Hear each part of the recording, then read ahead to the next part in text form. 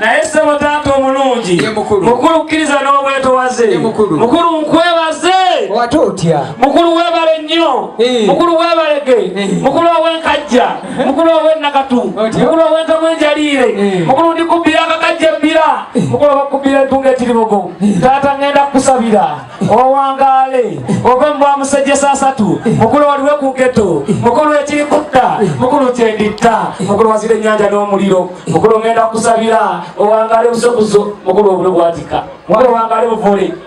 otogo gwembuyaga sawa taata omulungi olirya lumondo omuwaate mukulu nze nendya ow'ebikuta mukulu alisula ku muliro gwa waggulu mukulu nze nensula ku bwa wansi sawa taata omulungi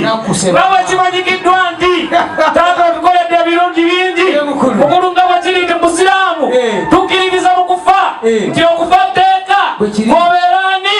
oteekeddwa okubaza ku kufa sebo taata nga bwe kiri nti gw'oli mukulu ate ffe tuli baana mukulu ngenda saba wekitibwa Allah subhanahu wa ta'ala akaseera bwe kaba nga katuusaako okujjulula akujjule taata mbeere ku mukolo gw'ompeesa amazika g'ekitiibwa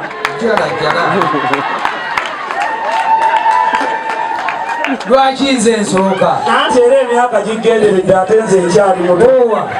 lwaki siggwe era mu abakulu mwe mutera otusooka mwana mulenzi ndi mukulu sebo nze nkyawangaala olumba olubadde lugenda okunzita lugenda eri mu nnyanja lutemuke n'abanaku balye nze nkyayagala nange anti mukulu bino bikulu bino bikulu bitya okufa tebakwosa neweba okola otya lazima olina okukulozaako naawe ojja kugenda